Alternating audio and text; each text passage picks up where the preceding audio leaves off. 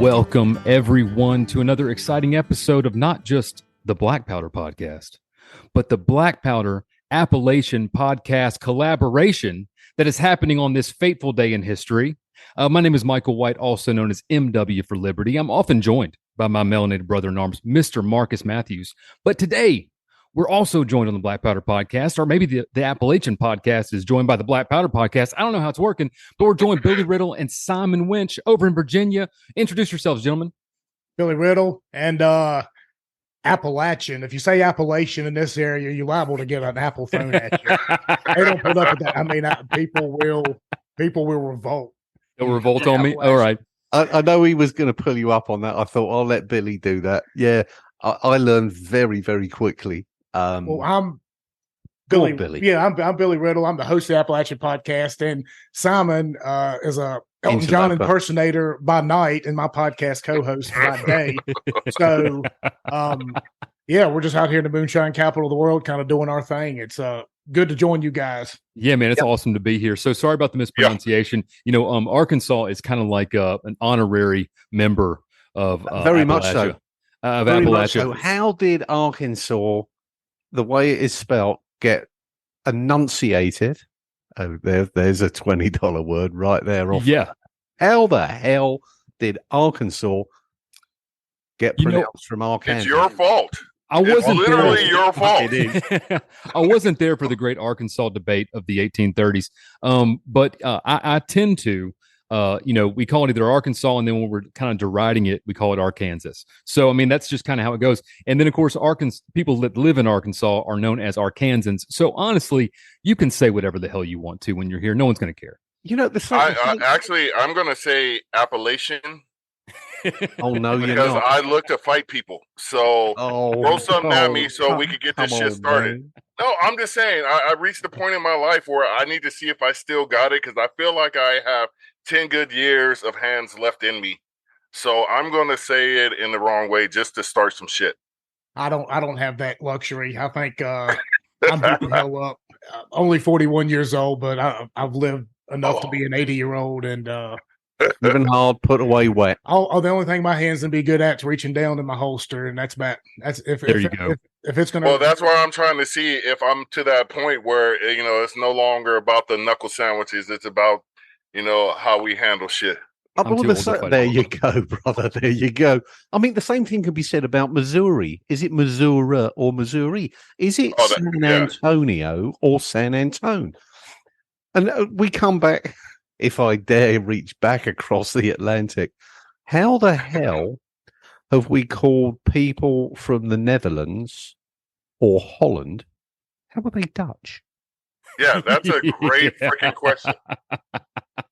Yeah. I would expect you to know more about that than us, because in America, like we were talking about yesterday, the American education system is not run by the A-team. There's only two things we do right here in America. That's we drive on the correct side of the road. I don't know about that. We don't fuck with the metric system. Those are the two things that we do right here in America. Oh, man, here we go. This is off the bat. We're going nuts deep, straight in. I love it. I'm all about it. And actually, this could be a triple threat because I'm all about jumping. I mean, but I understand at a certain point in time that you actually used to drive on the correct side of the road. Until we figured the shit out. That's all it was. It was like they had it all wrong. I took it so personally. I was so offended. I'm like, hang about. Yeah. After we renamed, all the roads were called His Majesty's Road before. And we said, fuck that shit. And then we said, take it one step further. We're going to drive on the opposite side of the road because fuck His Majesty. That's how the other thing that you took out, which I find rather amusing, because they're actually getting put back in over here, and there's been a few examples of this.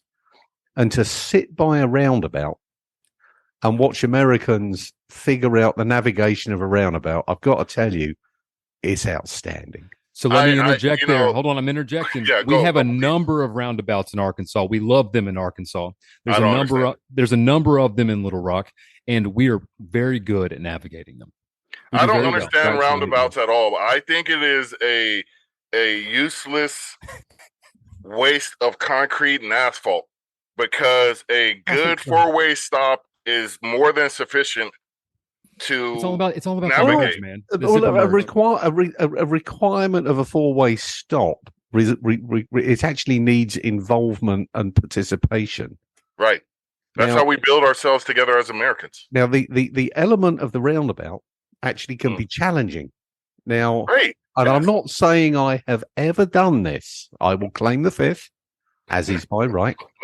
But on occasion, I have decided that driving the wrong way round a roundabout at a certain time of night can be fun. Well, I think they're just a bunch of Chinese traffic circles, and it makes a lot of sense if you can pay $2 or $3 million and get a little bit off the top to your buddy for building one of those instead of spending a couple hundred on a couple of stop signs. It's a good way to blow a budget. Let me tell you that much. I mean, there are some examples where, yes, in cities they might make sense and they probably are efficient, but gentlemen, we are in bumfucked Egypt. We have, we don't have we're a rural area. And do we have one single traffic circle in our most populated parts of this town? We do not. In this county, Rocky Mountain. But they're on the periphery now. You have to go in the middle of nowhere to find them. I'm like, why in the hell are we out in the middle of nowhere rural? I mean, I get it. They say, well, there's a lot of traffic coming in from this road, coming from Roanoke. What about a damn traffic light? That probably costs $5,000. Oh, well, it's still going to back up traffic. Well, put another light 200 yards down the road, blinking, saying, "Hey, stoplight ahead, you asshole." We don't have to spend $2 million freaking dollars. No, just drive on the correct side of the road. Jesus, okay, here we go. Here we go. So if we're going to get into topics of the day, I think that's kind of what we planned on doing, right, on this podcast. I think so. Today. Yeah. So I'll start off. So Marcus and I talked about this last night in a podcast that we recorded, but it's still in the zeitgeist today. It's still being brought up. And so it kind of got kicked off. Congresswoman Ilhan Omar has probably what I consider to be the stupidest tweet that I have ever seen in the history of all Twitter. And she writes mighty bold statement. She writes, "The Earth just broke the record for the hottest day in 120,000 years. In fact, we broke it on 3 days." Exactly. My grandfather told me about that day. So hold on, let's go ahead. Right. For this statement to be correct, you have to have access to a set of data that no one has access to. But this has set off Twitter into this absolute, we talked earlier before we went on air about the divide between people. That is a death spiral. It's a death spiral right there. And it reminds me of the COVID days. You cannot say anything about this subject that's not in line with the narrative without everyone jumping on you. So that's my first topic here. Is we talked about this yesterday, Marcus, and I want to hear what people in Appalachia think about. Well done. Think about the climate change agenda. These guys that are very off grid. That country boys can't survive. What do you guys think? Well, I mean, I'll take it first because Simon's probably going to have a very more passionate answer here. But it's pretty obvious. I can recall 40 years ago, 35 years ago when I started school, we were headed into an ice age, and then it was the ozone layer, then it was acid rain, then it was global warming, then it turned to climate change. It seems like every time you turn around, there's a new boogeyman out there that they just want you to extort your tax dollars away from to save. And the government's really good at I had this tweet the other day and Spike shared it. I said the government's good at creating Walmart problems and offering Dollar Tree solutions. That's a fucking t-shirt, and that's amazing. I'm gonna do that. And shout out to Spike for sharing that. I appreciate it. I got some more followers off of that. Get on tap on Twitter. Anyway, so yeah, I mean, it's just another in the long line of boogeymen out there, whether it's climate change or COVID or weapons of mass destruction or the Russians or the Cubans or the fucking Vietnamese. It's always a boogeyman out there. And the climate change is this next one. But what they've learned, what they figured out is you don't have to blow all this money on war when you could do proxy wars and make a shit ton of money and at the same time hold down your population with fear from another end. It's a perfect scenario. They don't have to use military force on us. They just use this shit. So right. Yeah, it's just it's a load of shit. Ilhan Omar, I don't really understand how we know her. We know exactly how she got into office. She is possibly one of the most irrelevant politicians allegedly representing us. As far as the science behind the alleged climate crisis, bollocks is all I've got to say about that. It's all bollocks. It's a cycle. The planet works in a cycle. There is really, for every claim that we are, in a climate crisis environment, there is counter evidence to say, unfortunately, it's another one of Mother Nature's cycles.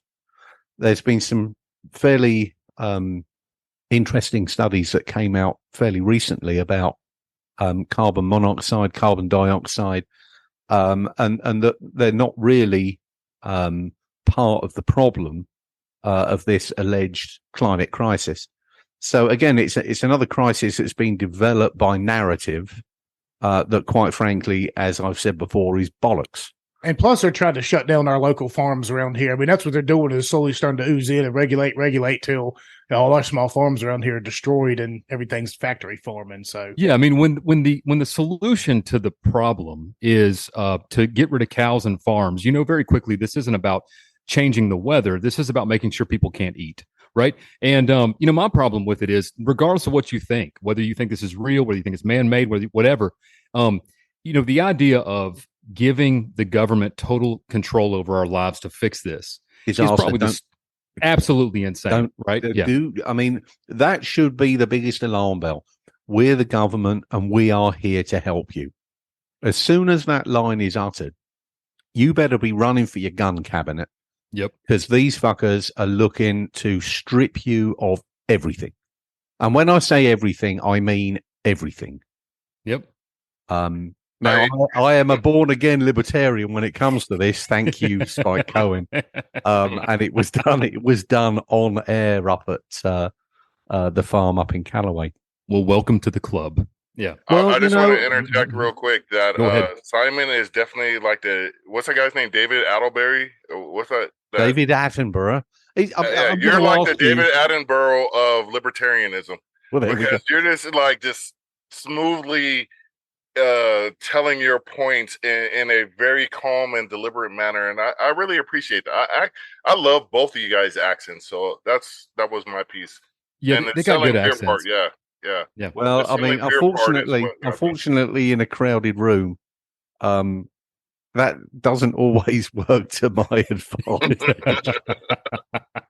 Yeah, if anybody hasn't went back, if you're catching us for the first time, go find us at AppalachianPodcast.org and all the platforms. Go back to that Spike Cohen show. I got it pinned on most of our pages, and that aha moment Simon has. We had two people. Henry Law, he's a TV star for the show Moonshiners, comes on Discovery, and both him and Simon, both like Spike sitting in between them, and both of them just have this aha, I'm actually a libertarian moment at the same time. It was beautiful. I wish we could have got it on film, but you can hear it on the show. It's something to behold. Both of them just kind of stare up at the sky for a couple seconds, and it all just hits them at once. It's a beautiful. What was the conversion experience, if I ask? What was the idea that made the conversion happen? Well, Spike asked a question. I can't remember the exact specifics because I may have been involved in rum consumption, but it was pretty much, would you trust the government to fix a problem? And my answer was 100% abso-fucking-lutely not. Yep. There you go. And he goes, well, actually, that makes you a libertarian. And I thought, fuck, I've just been caught in my own trap. And it was a moment because I have such disdain, not just for the Democratic Party, because they're full of shit. Well, they are not the Democratic Party. And I say this again and again and again. They're progressive. Right. The old Democrat is someone potentially that, we could sit across the table with, we can have a civil conversation, we can actually engage and have a compromise. With the progressive, which is, nothing short of a socialist, communist, Marxist, whatever you want to call them, you can't do that. They are your intellectual superior, and I fucking despise them for it. And they've infiltrated so many systems that this great country has, and are basically running it into the ground. But they're doing it under the guise of being a Democrat. Well, you're not. So let's cut to the chase there. They're not Democrats. And now you've got the GOP, who basically are running the same damn game. You can't have a third party because, you'll be taking away the vote from the GOP guy. Well, the same argument can be said, as a libertarian, you'd be taking the vote away from the Democrats, which are really the progressive arseholes that they profess to be. And there is a no-win situation when that comes about. But it's all a load of hogwash because you're stifling a third party, and a third party really is what we need. And to say that, you would be crushing the GOP or crushing the Democrat from whichever side of the fence you propose to sit on, that's not the case at all. And that's a fabrication that's been generated by both parties. So both parties, when it comes to Democrat or Republican, are the bunch of same shysters that are ramming the same shit down everybody's throat and thinking that they can get away with it. And you're correct. I am not going to play that game anymore. I will never vote for either party when it comes to Democrat or Republican. I refuse to do it because they're one of the same. That's right. On 90% of things, 95% of things, they completely agree. Whether that's, warrant, unfettered spending, devaluation of the currency, enriching the military-industrial complex, warrantless spying on American citizens, taking away your rights and liberties, growing the size of the government. They agree on every single one of these things, and they still come to an agreement over budget deficits, right? And budget arrangements throughout. There's this big hullabaloo about we've got this crisis coming, the government's going to shut down. I say I welcome the government shutting down, getting these fuckers out of our lives, which I'm sure Spike Cohen is now going to go, I told you he was a fucking libertarian. And that's where we're at. If we could shut the government down, I would welcome it because they do not serve us well. No, not at all. I have a question for you. Speaking of Spike Cohen, he recently went to Australia and he spoke there and he announced that the liberal Democrats are now calling themselves libertarians. And since they're your brethren, your criminal brethren that you guys voted. But well done. Thank you for beating me to it.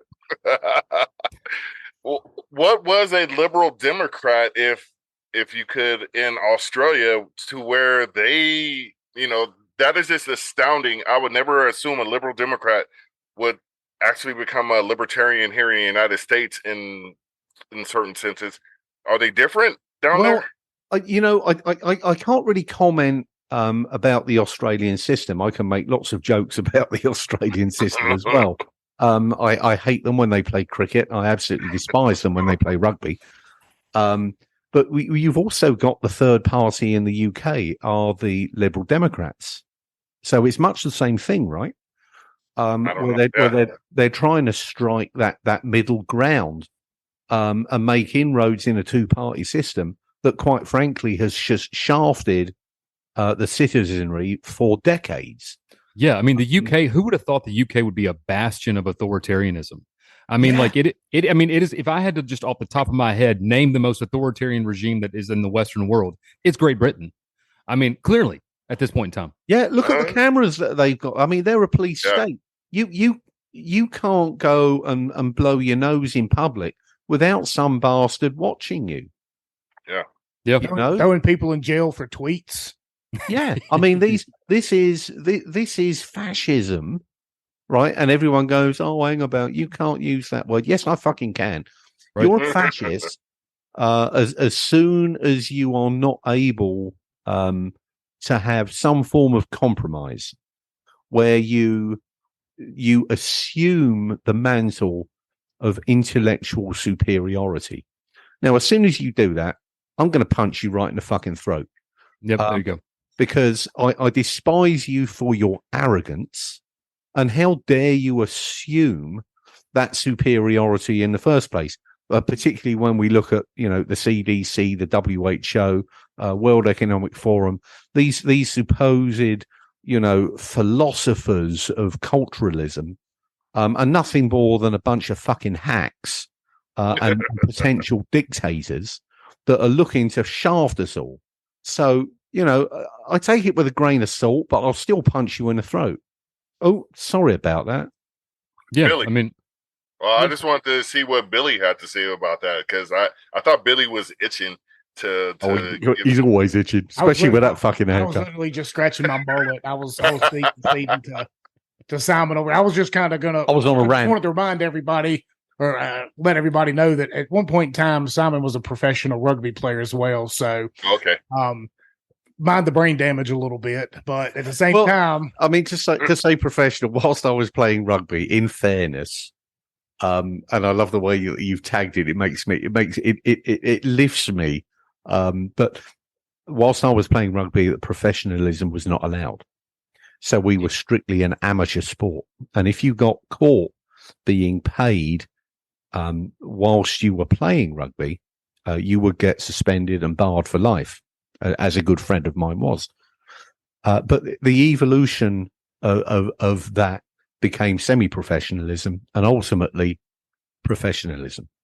And it did change the game, and I suspect probably for the better. But during that transition, there was all sorts of politics about professional sports and amateur sports, and rugby was, a kind of an elite sport. So, I was in that period of playing rugby where you weren't allowed to be professional, because if you were, you got suspended for life. But anyway, I mean, you were very right to leave that country. Well, spot on, mate. Spot on. One of the reasons I left the country, and I've reflected on it over the years, why on earth did you leave? I didn't see a bloody future there. Right. I saw freedom being chiseled away. And when I look back and reflect upon it, one of the things that really pissed me off at the time, whilst I was living there, was that Brussels, the unelected body that it was, and anyone who is going to be dictated to by an unelected body, WHO, World Economic Forum, Bank of International Settlement, etc., should be extremely alarmed about the influence that they have on our political system. They are the deep state. So when and it seems such a trivial thing, and it brings a smile to my face every time I think about it, because Brussels was about to tell the Brit, okay, and that's what I am, but they were going to tell me what I could and couldn't put in an English banger, a sausage. I'm like, this is Brussels telling an Englishman what he can put in his sausage. Go fuck it. I call Michael the Arkansas and I'm out. singer. And that was one of the things where I thought, you know what, we've handed over our sovereignty to an unelected bunch of arseholes out of Brussels that are only concerned about theoretical finance and governance. And at that point, that was too much of a pill for me to swallow, because I knew the writing was on the wall. We were about to be FUCK'd in a big way. And thankfully, there was going to be a heap of people will say, you should have stayed in Europe. I'm go fuck yourself. Absolutely not. We will be far better off in the long game, having got out of that bureaucratical bunch of wankers that are pushing yet another piece of shit currency called the euro, which again is another fiat currency, and all of them are destined to failure because they got off the gold standard and they can just print the shit out of it. So, Simon, you bring up an interesting point. Obviously, being an expatriate of a country that you see, devolving into authoritarianism makes you part of the minority, because most people do stay, right? Yes, they do. And again, if that happened in America, which it kind of is happening in America, but to the level that it happened in Great Britain, most people would stay. And we Marcus and I talk about this a lot, about how the liberty-minded individual is still very much in the minority, right? Very much in the minority. And, I often bring up the fact that, for most of human history, and again, especially, you all know from where you are, most of your history was being under some form of authoritarianism. This concept of liberty, individual liberty, is incredibly new on the world stage. It's a very new, very new concept. I mean, it took the idea of divine kingship and turned it on its head, right? And I totally support it. George III was a complete raving fucking lunatic. Right. And so, I had this theory, and I was going to tell Marcus about it. I was reading about like epigenetics. This is a couple weeks ago. We didn't get on this topic last night, Marcus. But the idea that past traumas are passed down, through our genetic structure. And they've kind of proven this. They've taken like children and grandchildren of Holocaust victims, and they have this expressed gene of stress, even though the children and grandchildren never actually, encountered the stress. And they've done it with mice where they've taken some and they switched their parents, and they've seen these things happen. Anyway, long story short, I wonder if the idea of submitting to authority is some sort of epigenetic thing. It's built into the code of people. And so if that's the case, then it's people like us on this podcast and your friends and our friends. It's up to us to start and plant that seed to where in 100 years or 200 years, we're the dominant trait in society. Because COVID proved to me that people still today, even with all their knowledge, self-knowledge being insufficient to make the change, were willing to just fall in line to whatever they were told. Mass psychology is definitely a control element that we have seen, not just the deep state use, but the mainstream media. And it's divisive. It's as we have seen the apathy that it generates. We are free-minded spirits here. There's no question in my mind. We're free-minded spirits, and we will die for liberty. It pisses me off that there are not enough free-minded people out there that realize the tyranny that they are under is going to kill them. Yeah, it absolutely will.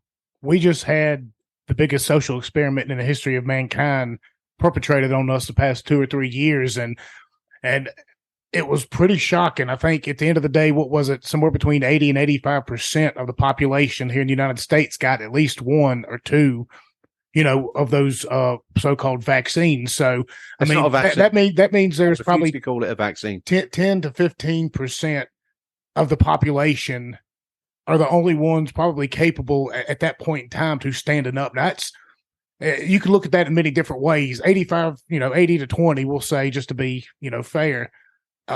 That's pretty disturbing to think that 80% of your fellow countrymen just went into this thing without question.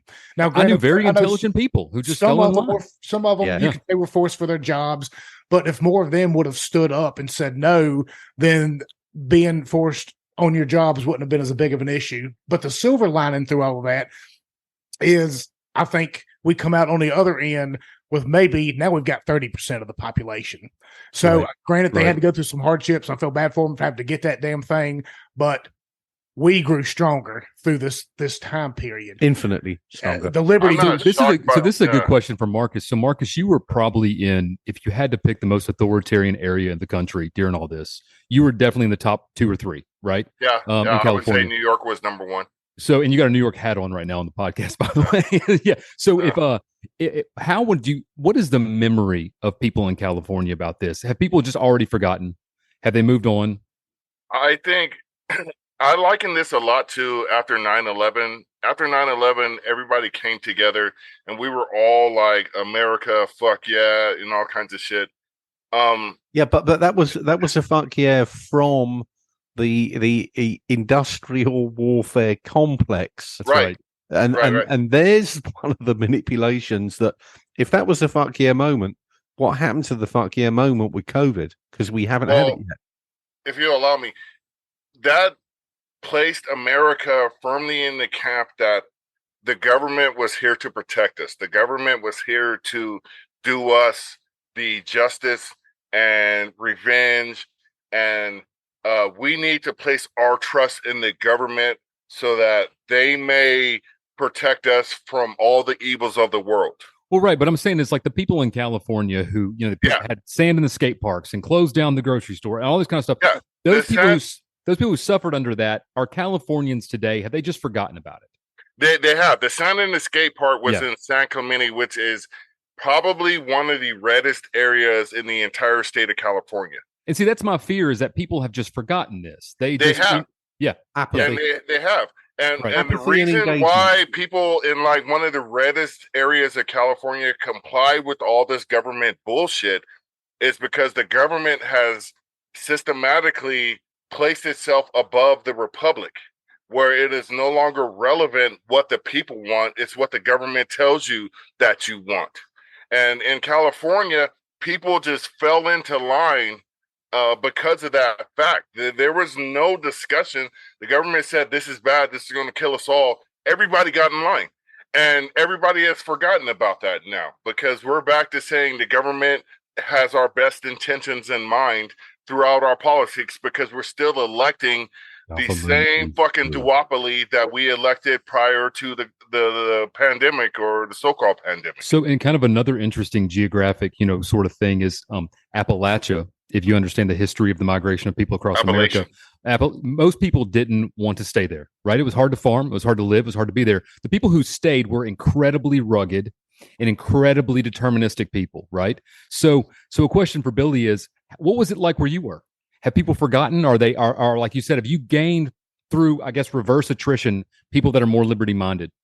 I think we certainly have, especially around here. Simon's kind of witnessed it as well. And, even Spike, he said it to me after he left out. He said, man, I talked to 7 or 8 people here this weekend, and all of them said they pushed towards the liberty movement just by listening to y'all's show. And around here, the good thing about it is there wasn't a lot of enforcement on the stuff. There were a lot of people that would wear the mask and they would do their thing, but you'd go into most restaurants and nobody would really say anything. Not the local things, not the local places. And for that, you saw a lot of the local places thrive. We had Buddy's Barbecue, now Rocky Mountain Smokehouse.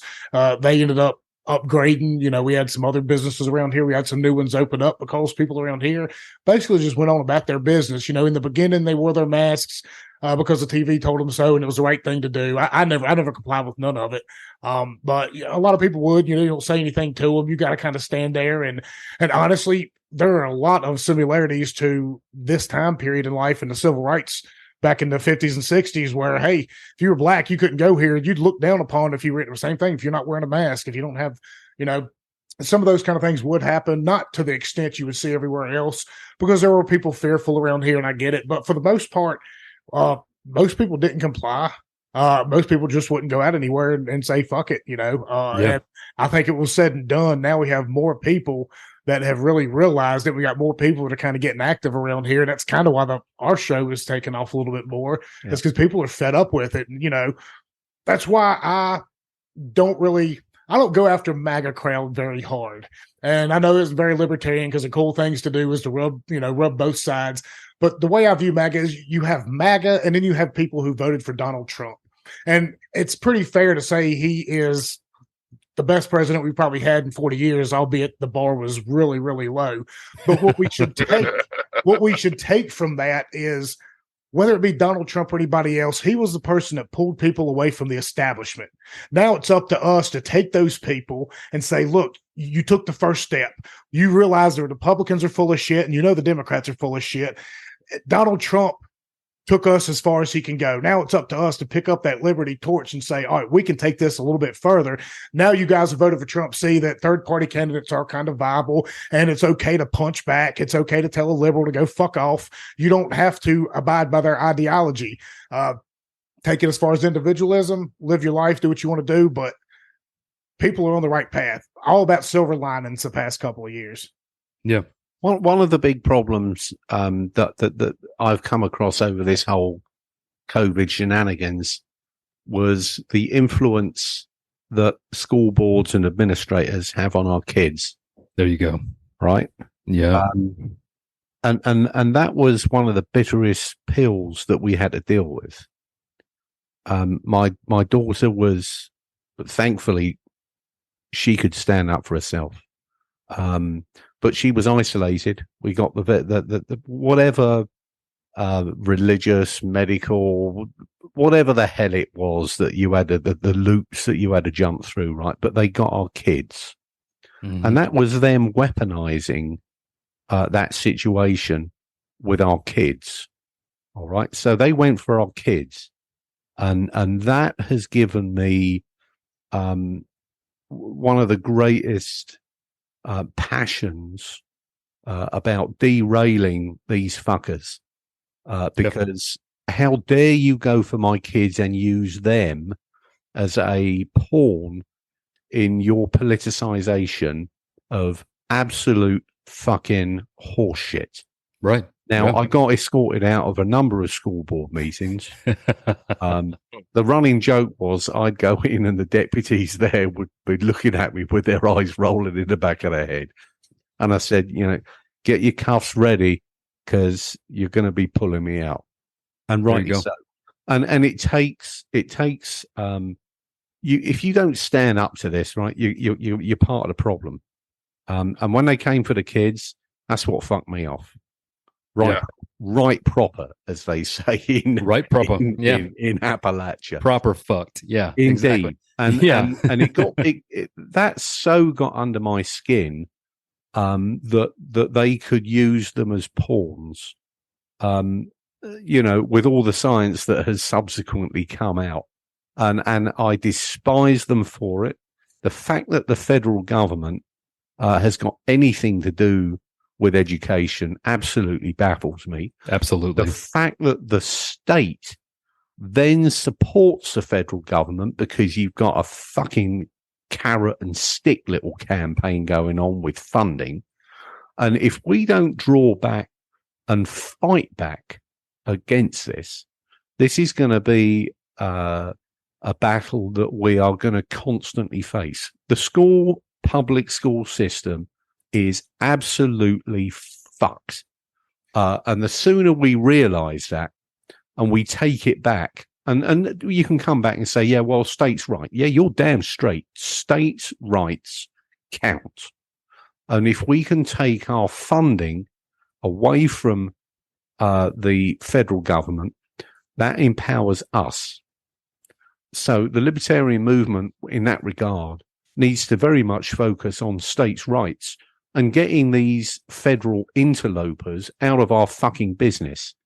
And that was one of the biggest issues I had that got me so passionate, it got me so irate, is that they abused our kids. Well, yeah, I mean, I'm not using that word lightly. They fucking abused our kids. Well, look at Nazi Germany, for instance. Nazi Germany is an interesting study because, the Nazis were the first really to turn propaganda into a children's activity. The Hitler Youth was a concept that was made because they realized it wasn't okay just to turn the adults. They needed generational change. They had 30% of the adults. They could get 100% of the children. They were impressionable. And so it was no coincidence to me that, that's the battle that we're in, and we have been in since the 60s. Yeah. And so, and that's, we talk about this all the time, Marcus and I do, about how most of these problems that, if you trace the root of any sort of issue in society right now today, you will find that governments caused it, and they essentially basically either subverted the family, replaced the family, or destroyed the family. They either became the parent, they got rid of the parent, or they said the parent doesn't matter. That's how they've done it. And go look at the average. Go on your Facebook and pull up your local, party affiliate for your Republican Party, whether it's in your county, your state, whatever state. Look at the average age of the person in attendance. They are about 5 to 7 years from kicking the bucket. Okay, they're about so all these red states right now that maybe still might be bastions of some semblance of liberty. The clock is ticking. Those voters are going to be replaced by young people who've been indoctrinated to believe that government is the answer. That's the long game. They've been playing the Chinese game on us, and we've gone about as though, oh yeah, no, that's no big problem. We'll encounter it at the ballot box. The fuck we will.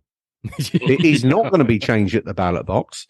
And if you don't take control of your local boards in any format, and when I say town council, county council, board of supervisors, school boards, we as citizens, that is the impact that we can turn around and go, fuck you.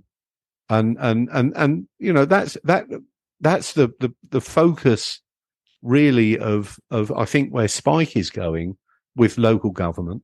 That's right. In every way, shape, and form, because we've got a situation here where you've got a 50-50 split between the progressive lunatics and the rhinos. That's not a good combination, let me tell you.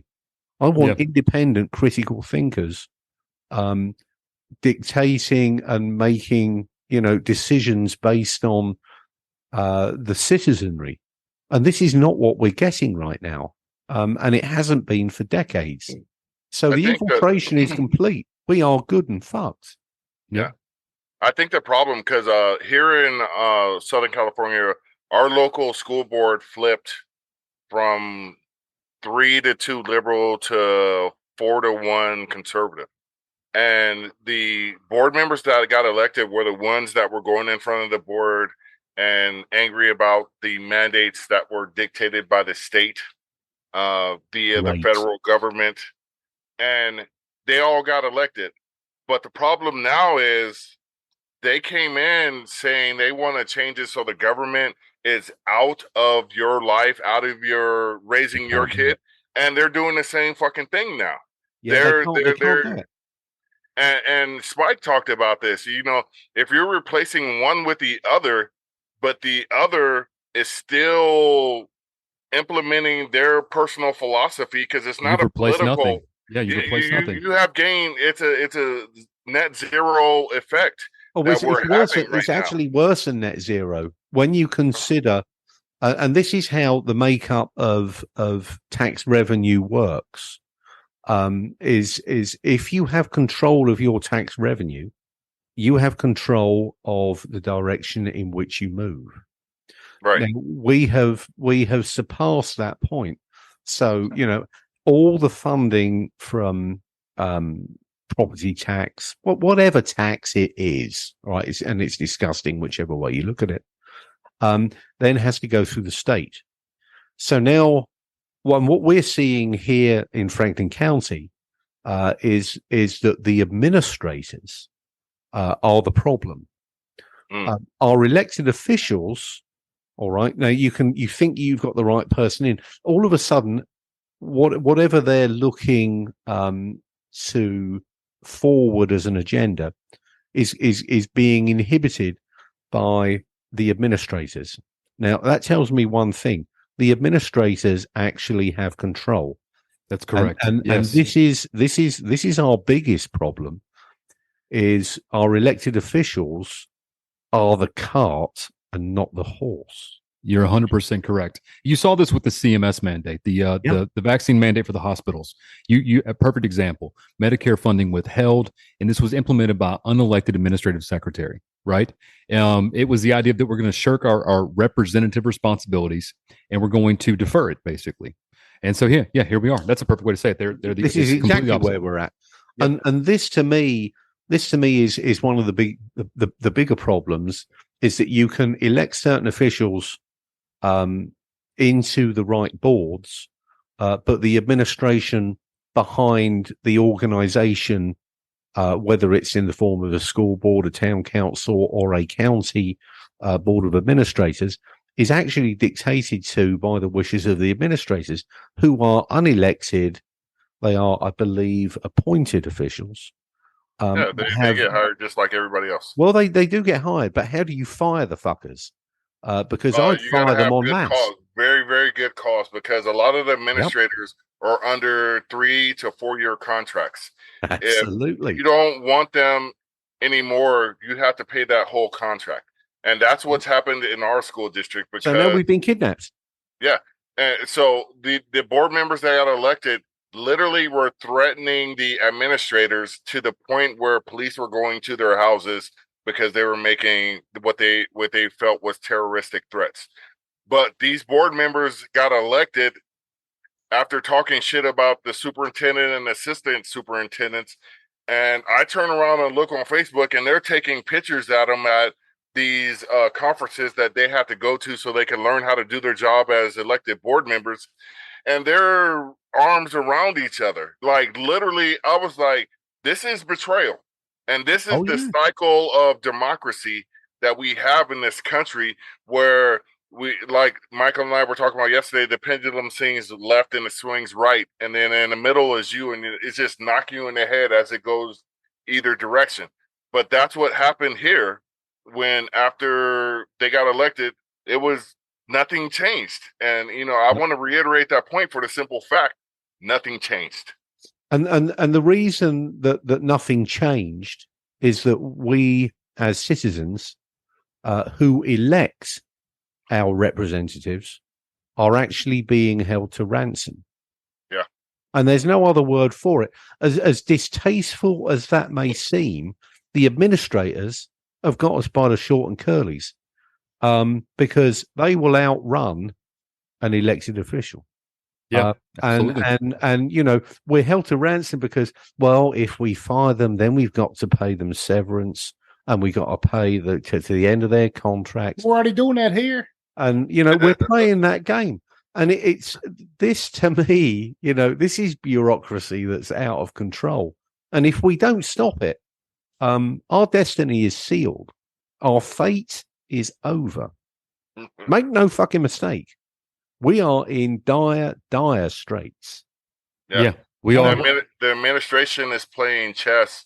The elected officials are playing checkers. They're not even playing any game at all.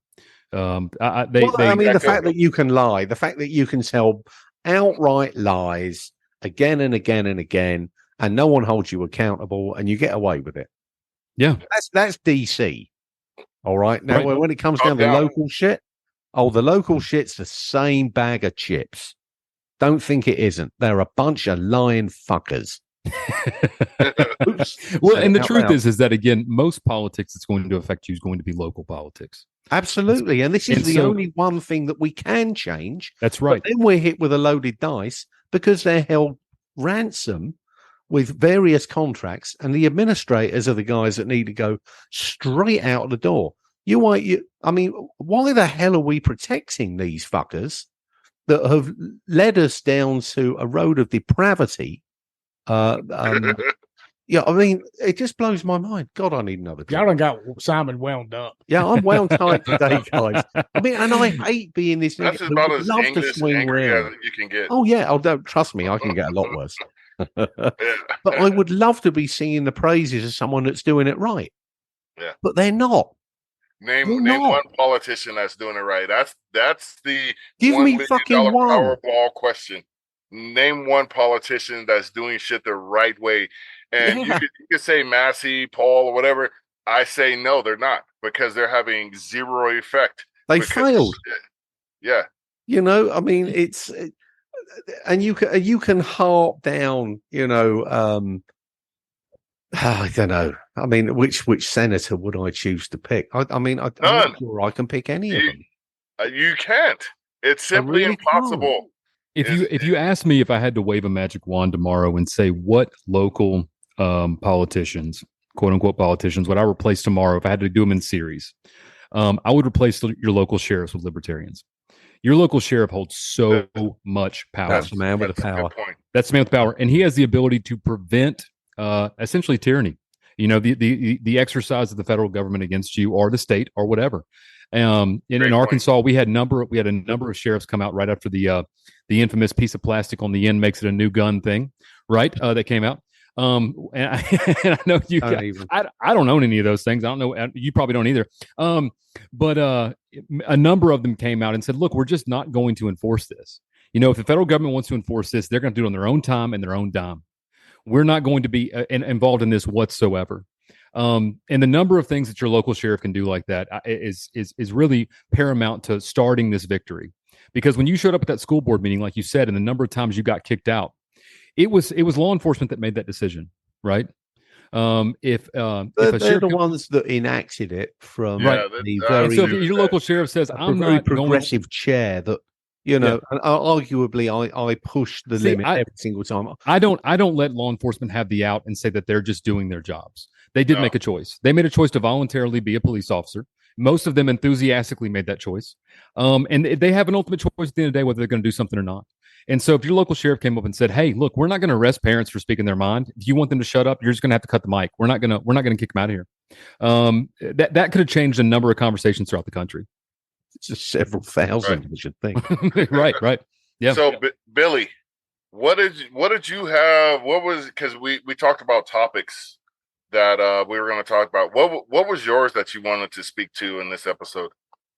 I kind of wanted to talk about the affirmative action thing. Oh, that's a big reason for that is, around here, the thing that really inspired me to start a show was the New York Post or New York Times and Washington Post both came down here separately and interviewed a local leader, BLM, and they made our town out to be the most bumfuck, backwoods, racist place on the planet. That's furthest from the truth.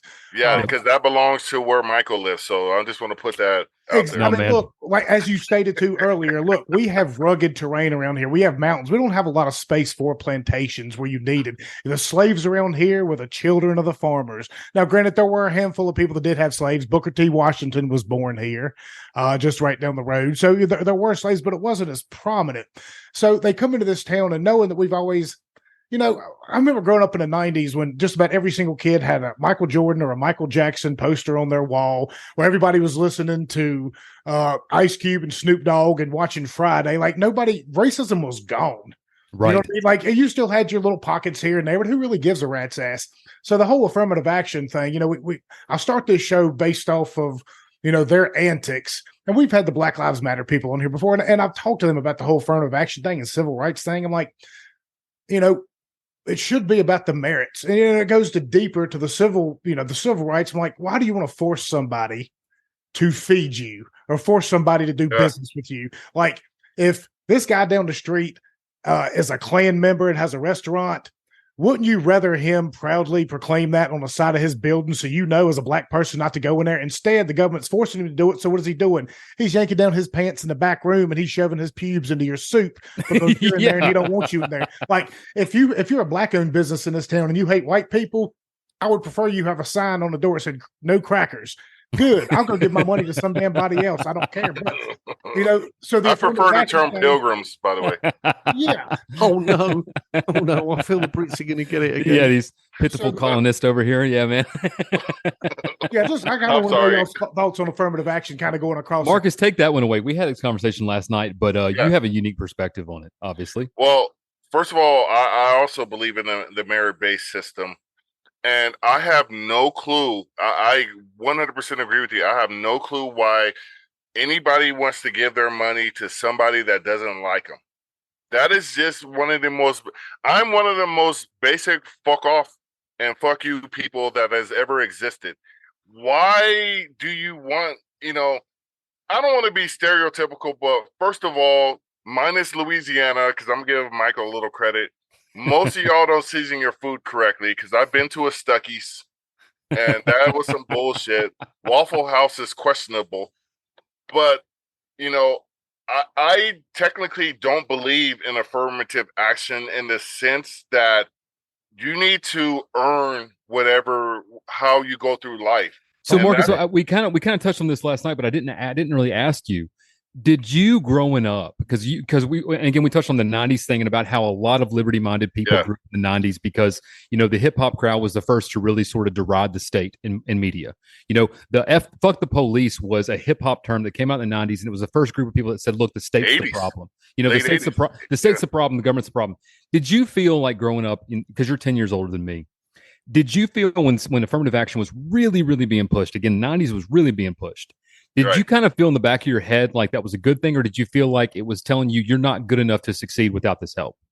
I didn't like the fact that they were extending their hand past anybody else's to mine because but that's the way I was raised because, I was telling Michael, I was the first generation of Matthews men that didn't pick cotton in the entirety of our American story. And my dad made sure to that because my dad went from picking cotton to owning houses in 3 states. He did very well for himself. And he always told me, through hard work. I like through it. hard work. Yeah, That's and exactly he's a very educated man. And one of my passions is education, and I feel that's the pathway forward to begin with. And schools in the inner city, schools are paid for through property taxes, and so when you have inner city schools with low property values, those schools in turn get lower amounts of money to. And that does make a difference. I understand the federal government I would abolish the federal education department 100%. But I've seen firsthand how the differences between the materials kids are giving in well-to-do areas versus non-well-to-do areas. And it is a major, major difference.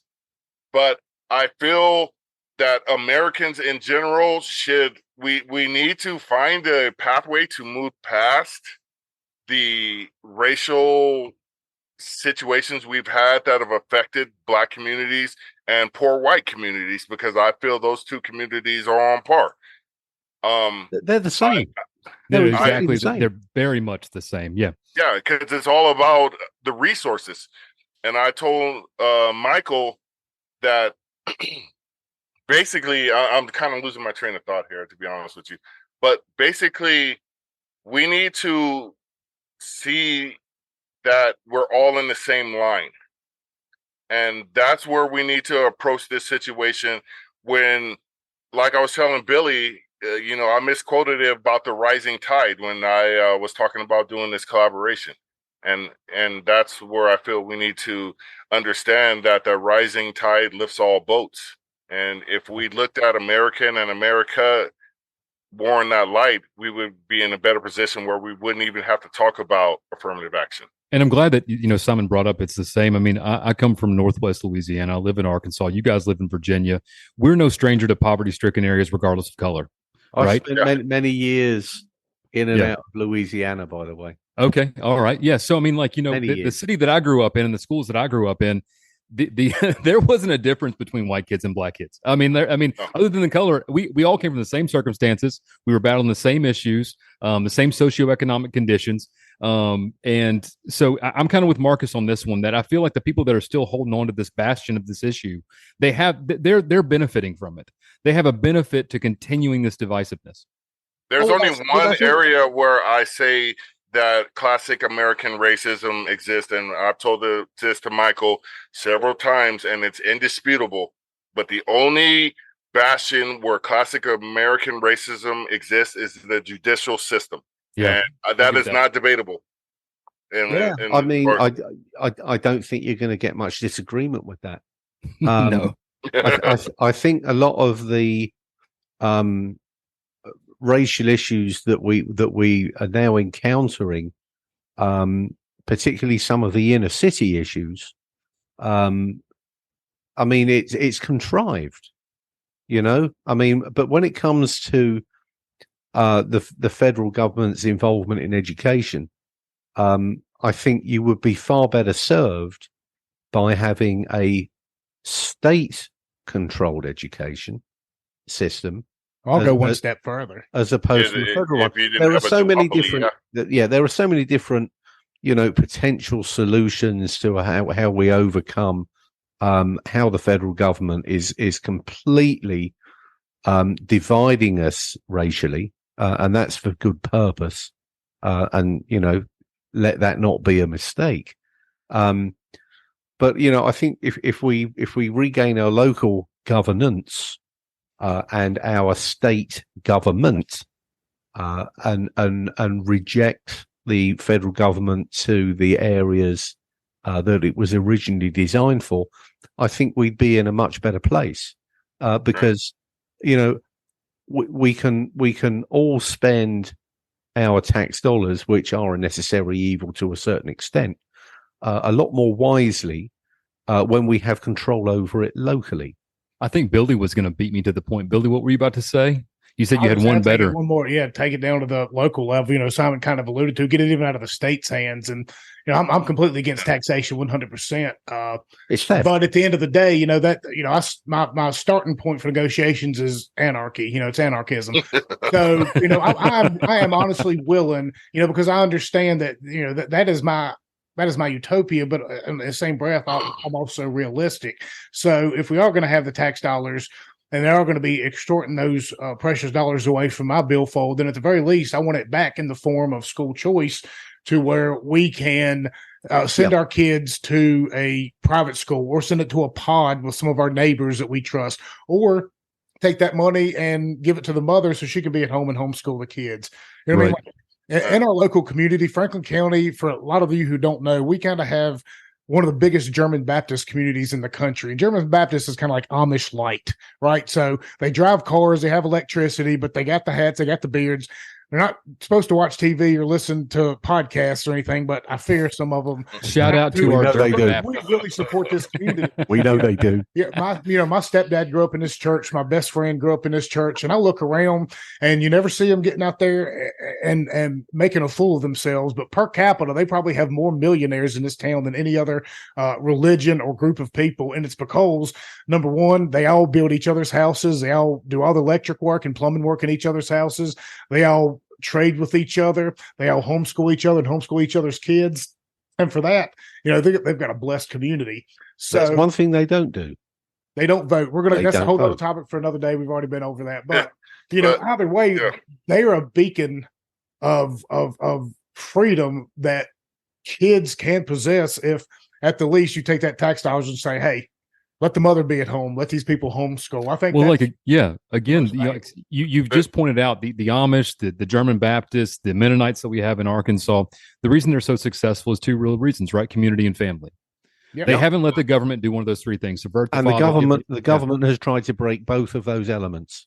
That's right, and and has actually succeeded. Has succeeded, frankly. Yes, it has 100% succeeded. And so, when it comes, what's interesting to me when I think about, the idea of in perpetuity property taxes funding education, you have a real moral hazard because you no longer now have to worry about results, right? Anytime the government can extort money from you, they don't have to deliver any results. They can just threaten to take your house. That's it. That's all they have to do is say, I'm going to take your house if you don't pay me this money. And so you don't have to have schools do well at all. They don't have to be successful. Also, with the Federal Department of Education, it's kind of a scapegoat because they don't actually fund too much in the way of the public education. No, they don't. Most of the budget is for loans, for student loans. Yeah. What they do is student loans, and then they do grants if you do this. So it's like the carrot and the stick. You want this federal money for your school district to supplement you, whether you're getting enough from the state or in county or not. That requires compliance, program compliance. And that's what they do. They set these guidelines for these programs. If you do this, we'll give you $20 million. Right. And school districts love money. As with every other government agency, they love their budgets to be inflated. To Billy's example, the real liberty-minded approach to education is the way education has happened for thousands of years, which had happened in homes and small institutions. And then if somebody couldn't pay, somebody was charitable and went ahead and raised, hey, you know what, I'm gonna teach Billy's kids. And you know what, Billy has a neighbor, Miss Gertrude, and she doesn't have a job and missing a leg, and her son Timmy's a little badass, but I'm gonna teach Timmy too because he lives next door, and I'm not gonna collect any money from him. And that's how people were educated for most of history. We took over that Prussian model kind of in the early 20th century, and here we are, right? Dumber than we've ever been, more controlled than we've ever been. And again, if you don't give me your tax dollars, I'm taking your house.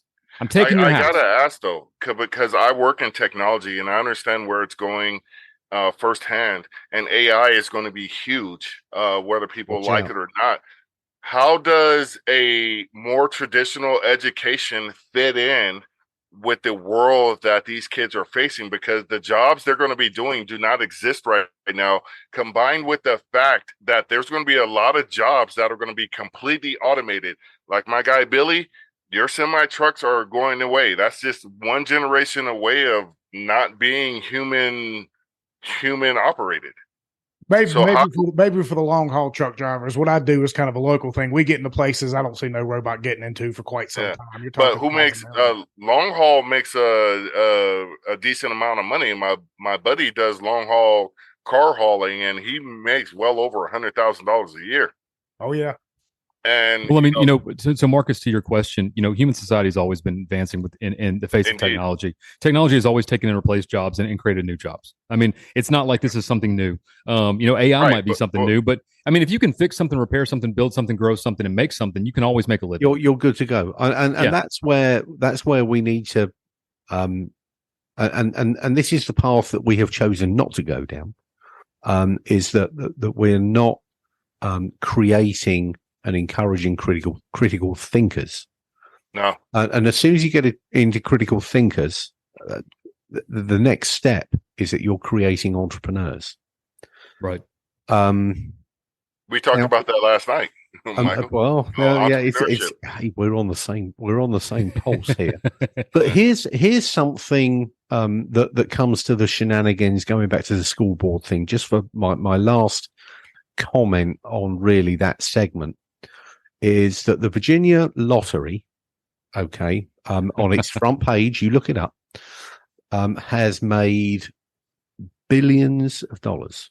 Now, they profess, and I've done a little bit of research, but not enough, they profess to send said billions of dollars for the education of Virginians.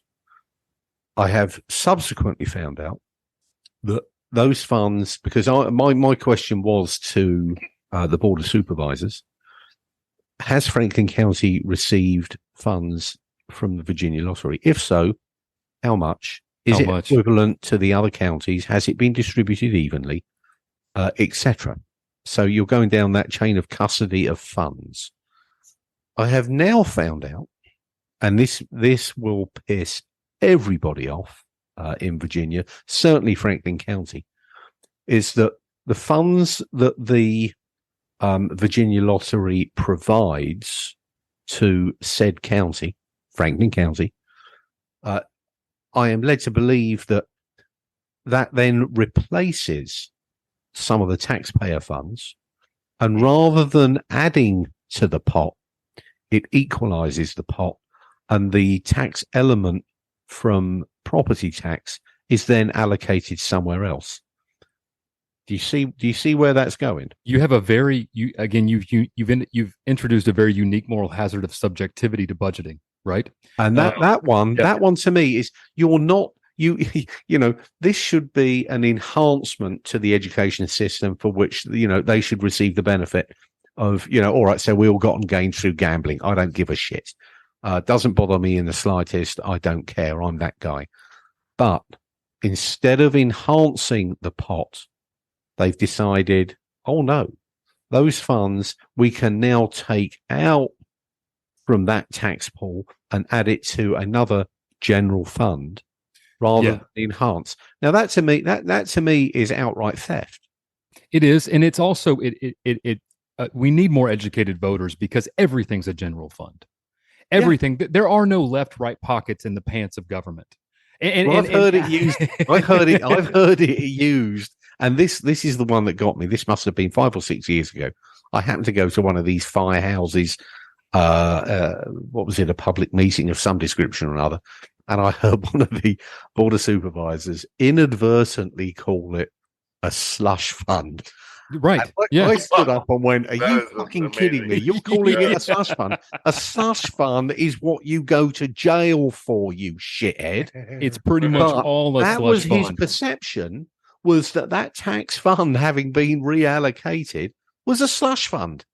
No fucking can do. Not with public funds. There's no fiducial responsibility there. So I got to bring this up because we're on this topic regarding, the state controlling education, school choice, like that. We're doing that right now in Arkansas. Okay. So Sarah Huckabee Sanders' big thing this year was education reform. The legislature meets in Arkansas part-time, only about 60 days. And the whole thing they were doing was getting this thing called the LEARNS Act passed, which is put together with chicken wire and duct tape to reform all of Arkansas education.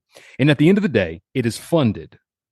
It's funded as an emergency by all the COVID dollars we haven't spent from the federal government. So first off, what sort of autonomy are you creating?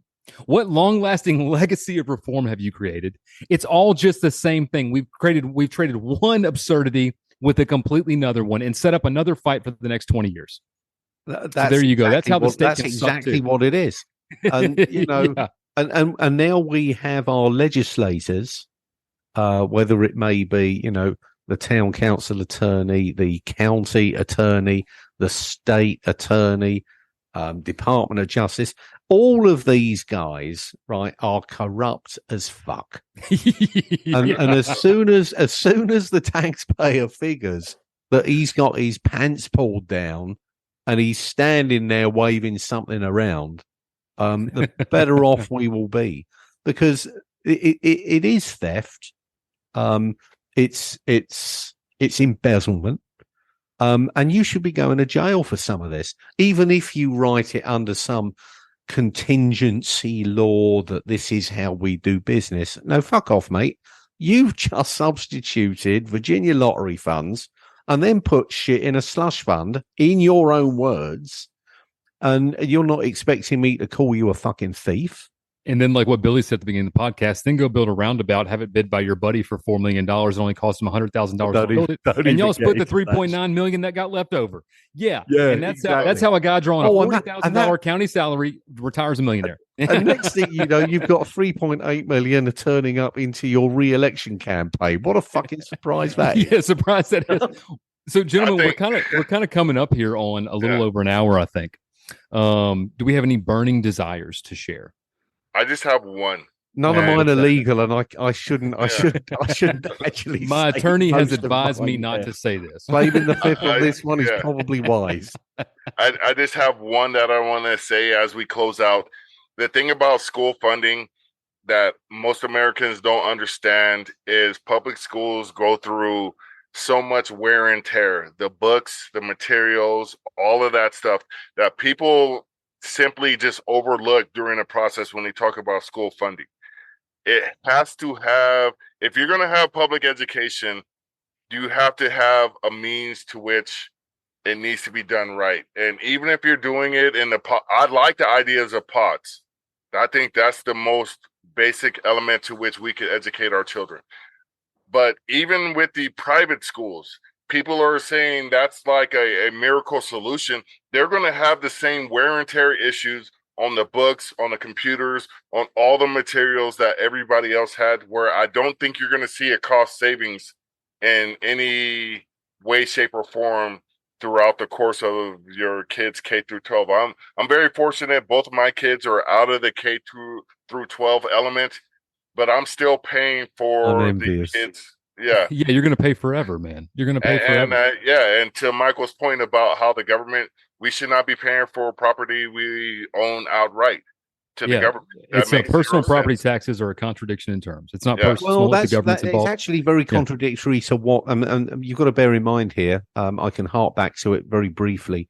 You've inherited a certain amount of legalese from the UK. Title and fee. Title and fee and what freehold is. Right. And to say that you have, if you own your property, you have freehold over it. So there's no lien, there's no mortgage, there's no debt against it. That is your property, and nothing can be done for it to be taken away. Well, not the case in the US. So they've inherited an element of British law when it comes to realty law. And I do apologize for it, but this is the American system has actually fucked it by putting their clause in with regards to property tax. Now, there is a route around that, and that would be perhaps for another discussion. Yeah. and because it's so deep, but there is a cure to that, and abolishing property tax where it has an incumbent relationship with your ownership of said land. Is an absolute fucking outrage. It was never designed to be that way. If you own your property free and clear, the government, quite frankly, can kiss my ass. And if you think you're going to hold a lien against it, I'm going to punch you in the damn throat. So I love that.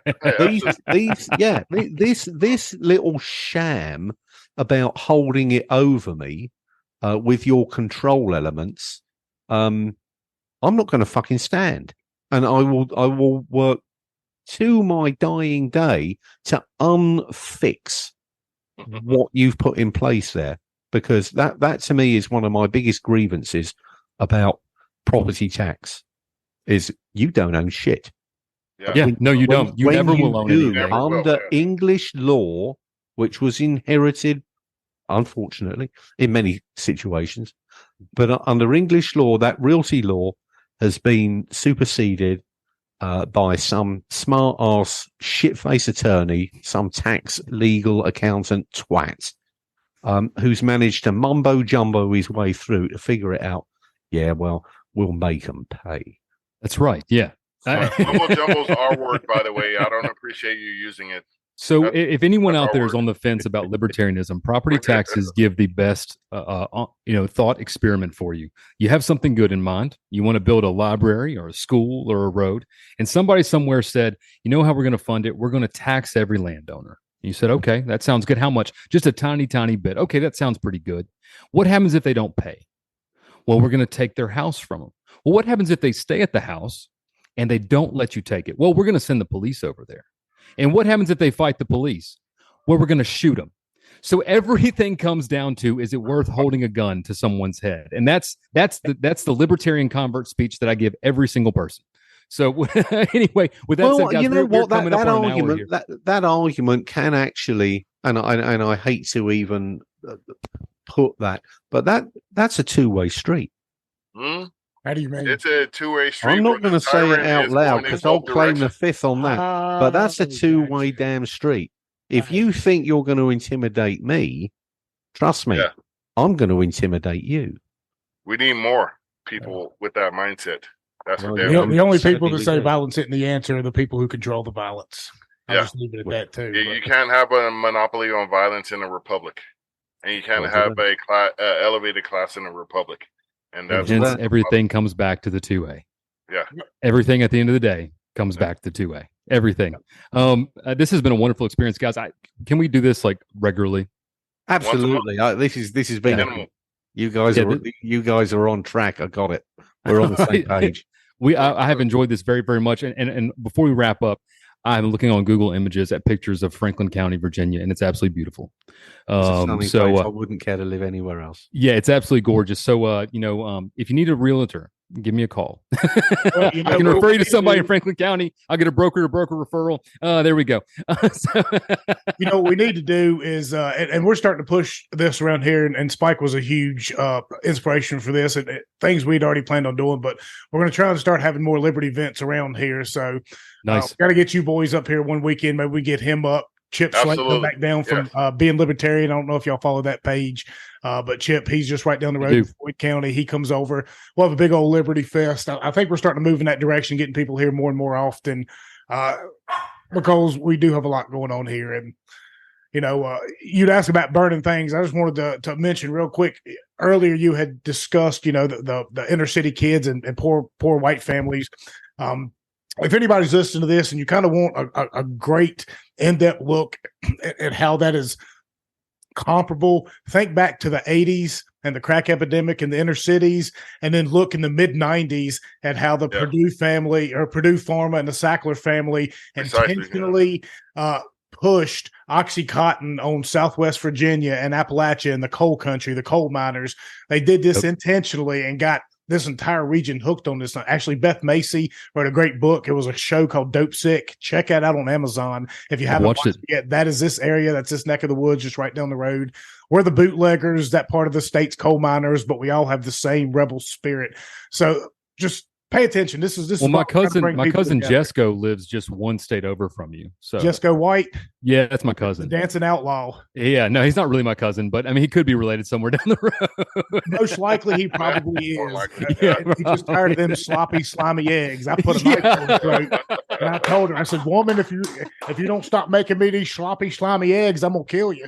I'm gonna blow your head clear into that creek over there. I still can't look in you. I can't look you directly in the eye, Billy, with that mullet. For goodness, I love it. Everyone, this has been a wonderful collaboration. The Black Powder Podcast and the, how do I say it again? I don't want to mess it up. The Appalachian Podcast. Appalachian. And you can find us on Twitter at Get On Tap. We're on Instagram, even though we're being banned for sharing too many gun memes.